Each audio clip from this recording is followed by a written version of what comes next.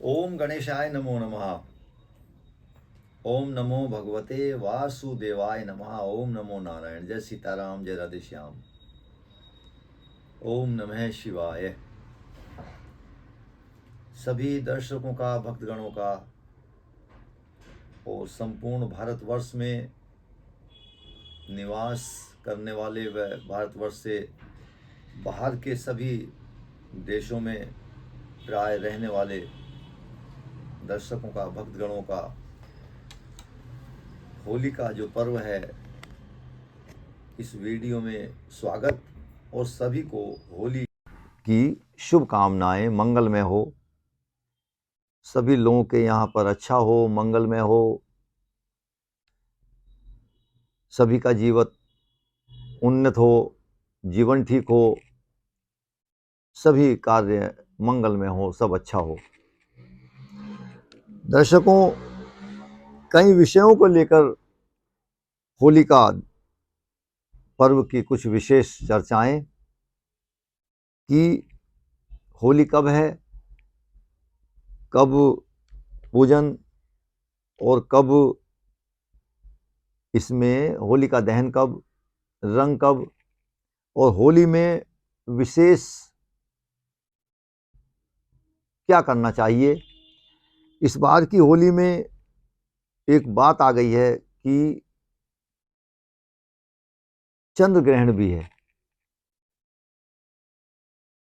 अब इसी विषय को लेकर आप लोगों को तक ये वीडियो पहुंचाने का प्रयास कर रहा हूं, अपने विचार रख रहा हूं, लेकिन सब शास्त्र सम्मत हैं, शास्त्रोक्त हैं, प्राणोक्त हैं, शास्त्र सम्मत हैं। शास्त्र सम्मत के अतिरिक्त कुछ अधिक बोलना उचित नहीं होता है, इसलिए शास्त्र सम्मत बात ही बोलनी चाहिए, सब लोगों के हित में होती है, अच्छा हो। कुछ लोग नहीं मानने वाले होते हैं, तो अपना अपना मन है, हृदय है। आइए विषय को प्रारंभ करते हैं। देखिए, एक तो होली का दहन के विषय में एक विशेष बात ये कि प्रदोष काले व्यापनी फाल्गुन पूर्णिमा में होली का दहन किया जाता है। होली फाल्गुन मास के पूर्णिमा तिथि को पूजन किया जाता है और प्रतिपदा में अगले दिन रंग होता है, जिसको दुलहंडी भी बोलते हैं। अब इसमें विशेष बात एक है, भद्रा में होली का दहन शास्त्र निषेध है। दो कार्यों में, भद्रा तो वैसे सभी कार्यों के लिए होता है, निषेध है, लेकिन दो कार्यों में भद्रा होती है, दो पर्व में, और आती जरूर है, रहती है, और दोनों कार्यों में वो विषय निषेध है कि भद्रा द्वे न कर्तव्ये श्रावणी फाल्गुनी तथा। अर्थात एक तो रक्षाबंधन में जो राखी बंधन होता है, बहनें भाइयों को राखी बांधती हैं, तिलक करती हैं, वो निषेध है भद्रा काल में, और एक होली का दहन भद्रा काल में निषेध होता है। आइए इसी बात को लेकर हम एक विशेष बात करते हैं कि कब कब है, किस तरह से है, ये विषय लेंगे हम लोग। कि एक विशेष बात कि निश्चित काल से पहले पहले और भद्रा समाप्त हो जाए, वहां पर होली का दहन किया जाना चाहिए। होली का दहन में क्या क्या वस्तुएं आप करते हैं वो आपके अपने ऊपर निर्भर है। गन्ने लेते हैं लोग बाग, जौ की बालें लेते हैं, बाल लेते हैं, कुछ लोग उसमें नई फसल से चना भी लेते हैं भूनने के लिए, कई चीजें हैं। कुछ विशेष उपाय भी बताऊंगा आप लोगों को, शारीरिक, मानसिक और घरेलू आपदा विपदाओं को, समस्याओं को समाप्त होने हेतु। तो यदि 2 दिन पूर्णिमा प्रदोष व्यापनी हो अथवा दूसरे दिन वह प्रदोष के एक देश को व्याप्त करे, तो पहले दिन भद्रा दोष के कारण होली का दहन दूसरे दिन ही किया जाना चाहिए। एक बात, इस बात को समझना आप, मैं ये नहीं कह रहा हूं कि अगले दिन होना है, 14 तारीख में करना है, ऐसा नहीं है। आप समझना इस बात को, जो बात मैंने बोली है। और यदि दूसरे दिन प्रदोष को वह स्पर्श ही न करे तो पहले दिन प्रदोष में भद्रा विद्यमान हो, किंच दूसरे दिन पूर्णिमा 3:30 प्रहर तक अथवा उससे ज्यादा हो तो अगले दिन प्रतिपदा वृद्धिगामिनी पूर्णिमा से अधिक मान वाली हो, तब दूसरे दिन ही प्रदोष व्यापनी प्रतिपदा में होलिका दहन हो सकता है। ये विषय कई बार कुछ लोगों को समझ में नहीं आएगा, लेकिन ये शास्त्र सम्मत बातें हैं, इसलिए आप लोगों को बता रहे हैं। आइए समय का बोध करते हैं, कितने बजे से लेकर क्या क्या कब क्या है। तो बात करते हैं सर्वप्रथम हम कि फागुन पूर्णिमा 2025 संवत 2081 विक्रमी में फागुन पूर्णिमा 13 मार्च दिन गुरुवार को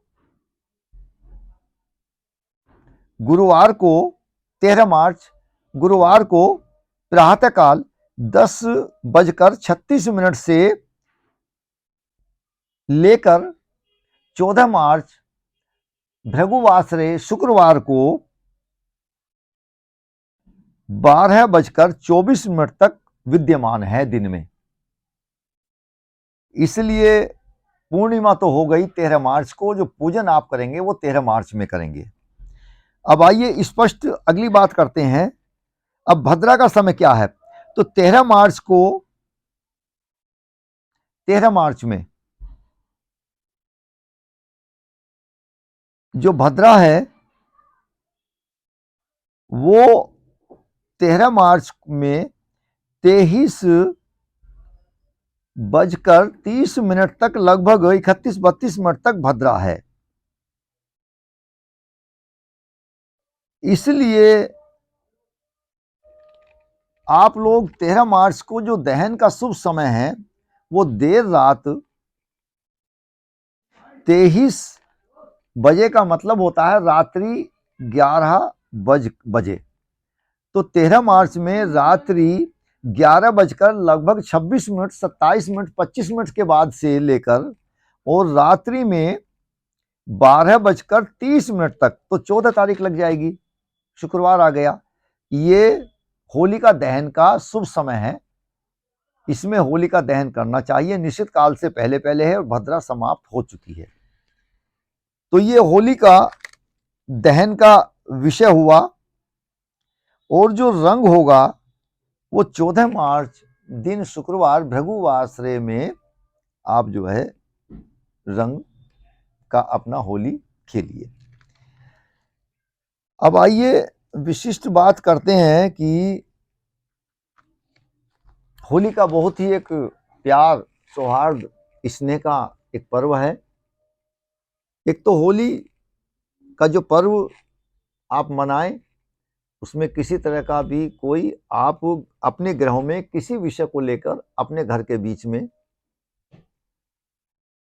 कोई संदेह, कोई माइंड से अपसेटिंग, क्रोध होना, क्रोधित होना, किसी विषय पर नाराज होना, गुस्से में होना, ये नहीं करें।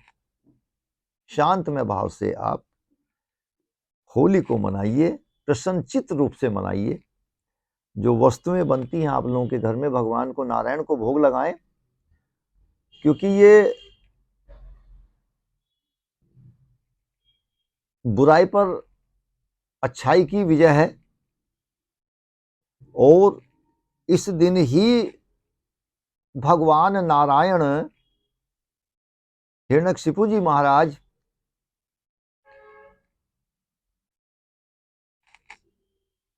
जो हिरण्यकशिपु थे, ये उन्हीं के कारण से जो विषय हुआ, प्रहलाद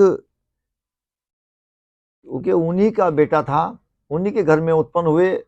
अनेक दूरियों तक वो भगवान के नाम जो लेने वाला व्यक्ति होता था उसकी हत्या करा देते थे। तो उनके घर में ही भगवान का, प्रभु का नाम लेने वाला उत्पन्न हो गया। उन्होंने उनको मरवाने के बहुत प्रयास किए, लेकिन मृत्यु नहीं हुई।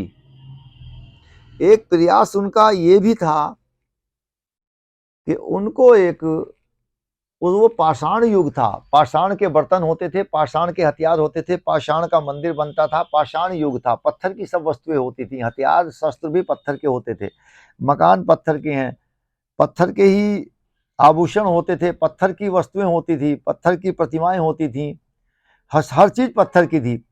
तो पत्थर का एक खंभ था उनके ग्रह में, उनके राज्य में।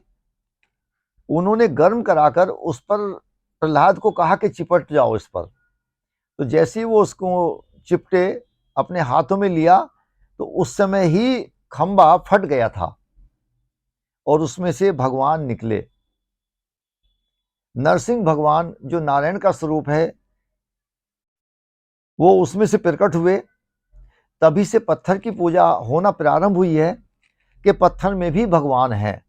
पत्थर की प्रतिमा वहीं से बनना प्रारंभ हुई है।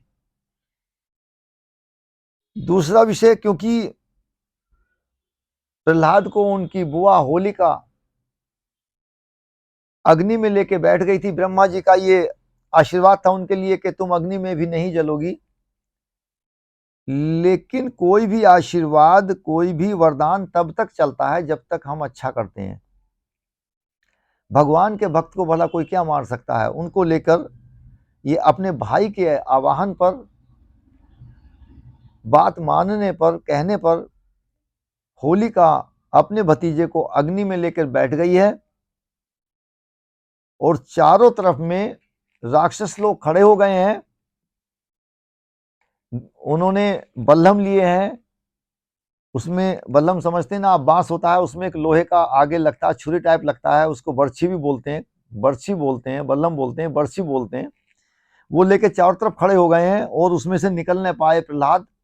चूंकि होलिका जल नहीं सकती, प्रहलाद जल जाएगा, अगर निकल के भागेगा तो वो उससे मार देंगे। ये प्रारूप आपको बताता हूं कि जो लोग गन्ने लेके खड़े होते हैं वो सब स्वरूप ये है। और आगे जो उसमें बाल बांधते हैं, वैसे तो ये है कि नया अनाज, लेकिन नहीं, नया अनाज क्या कि वो उन्होंने उसमें जौ बांधे हैं। और जो बांधे हैं वो क्या है, जो लोहे की बल्लम की आगे का बर्छी होती है वो है।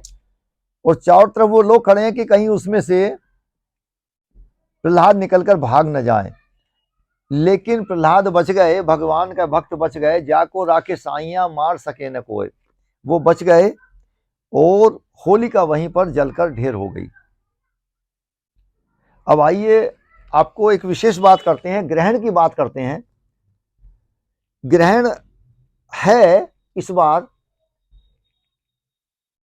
13 मार्च में, लेकिन भारतवर्ष में नहीं है, अन्य देशों में है। इसलिए उसका न यहाँ सूतक है, न पातक है, न किसी प्रकार का दोष है। यहाँ माननीय नहीं है, यहाँ दिखेगा ही नहीं। किसी तरह का भ्रम करने की आवश्यकता नहीं है, यहाँ कोई ग्रहण नहीं है। और जो गर्भवती महिलाएं हैं वो तो भगवान का ओम नमो भगवते वासुदेवाय का ध्यान करें। भगवान ने अपने बच्चे की रक्षा की है, आग से जलते हुए भी बचाया है, तो आपके गर्भ में रक्षा होगी। हम कुछ लोगों को गर्भ रक्षा कवच दिए हैं, अनेक जगह पर गर्भ रक्षा मंत्र भी मैंने दिया है, उसका पाठ करें। ओम नमो भगवते वासुदेवाय का पाठ करें, भगवान कृपा करेंगे, भगवान रक्षा करेंगे, सब मंगलमय होगा, सब अच्छा होगा। एक विशेष बात, जो लोग बहुत अधिक बीमार रहते हैं उनके लिए एक बहुत अनूठा विशिष्ट उपाय कि होलिका की राख को लाएं अगले दिन और उसको जल में मिलाकर स्नान करें। इससे हमारे इस उपाय से बहुत लोगों को लाभ हुआ है। उसको लेके आएं और उसमें मिलाकर जल में स्नान करें और तत्पश्चात फिर दूसरे जल से साफ से स्नान कर लें। ये रोगों को मिटाने का, रोग दोष मिटाने का बहुत अच्छा उपाय है। एक होली की थोड़ी सी जलती हुई अग्नि घर में ले आए, उससे किसी तरह की कोई दुष्शक्ति घर में प्रवेश नहीं करेगी। और अपने चारों किनारों पर, कोनों पर उसका टीका लगा दें, इससे भी घर के अंदर कोई बुरी शक्ति प्रवेश नहीं करती है। एक विशिष्ट उपाय, अपनी संतान के लिए सुरक्षित रहने के लिए ये जो महिलाएं हैं उनके पुत्रों के लिए है कि नारियल ले लें, नारियल पर कलावा लगाएं, थोड़ा सा गुड़ लगाएं, थोड़ा सा घी लगाएं, उस पर गुलाल लगाएं लाल रंग में, रक्त रंग में, और होलिका में दहन से पहले उसमें अपने उस बच्चों से स्पर्श कराकर, अगर एक बच्चे का एक ही लगेगा, ये लड़के लोगों के लिए लगाना होता है, इस सुरक्षा बनेगी, सुरक्षा कवच होगा लड़कों के लिए। होलिका में माताएं अपने पुत्रों के लिए ये नारियल अर्पित करें। और सफेद बांसा होता है, उसके पुष्प से पूजन करें, कुशल होगा, मंगलमय होगा, किसी तरह का रोग दोष बाधा नहीं आती है। ये उपाय करना होगा। जो घर में आपके वस्तुएं बनी हैं उनका उपयोग करिए। जो बाकुली बनती हैं, चंद्रमा बनता है, हुक्का आदि बनता है, और चंद्रमा बनता है, और चीजें हैं, वो होली में ये गैया के गोबर से, किसी अन्य गोबर से बनाते हैं लोग बाग, मार्केट में भी मिल जाती हैं, मॉल को विक्रय होती हैं। उसको होलिका में रखिए, और जिस वक्त आप गन्ना भूनते हैं उस समय ओम नमो भगवते वासुदेवाय का पाठ करें। 5 या 7 परिक्रमा करना है, ओम नमो भगवते वासुदेवाय का पाठ करना है उस समय में। ये विशिष्ट ध्यान की बात है, और इसमें अनेक चीजों से बचना है। लोग बाग अनेक प्रकार के दुष्ट शक्तियों का इसमें जगाते हैं, छोड़ते हैं, और दुनिया भर की अनेक बातें होती हैं, और उनसे बचने के लिए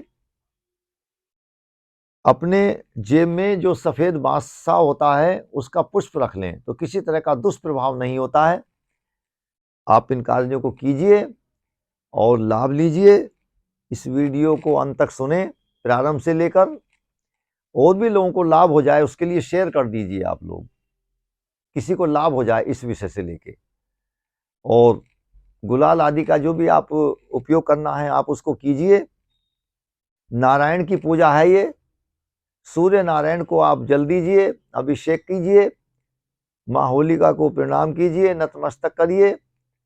एक विशेष पूजा कि अगले दिन जब होली दहन हो जाता है, तब होलिका दहन के बाद में आप लोग अगले दिन होली पर जाके वहां 2 लोटे जल दीजिए, थोड़ा गुलाल दीजिए, 5 रुपए के बताशे रखिए, प्रणाम करिए, घर आइए। आपका सब काम मंगल में होगा, अच्छा होगा, शुभत्व होगा, मांगलिक होगा। अगले वर्ष तक आपका सुरक्षा कवच बन जाएगा। ओम नमो भगवते वासुदेवाय नमः। ओम नमो नारायण। जय सीताराम, जय राधेश्याम। ओम नमो भगवते वासुदेवाय नमो नमः।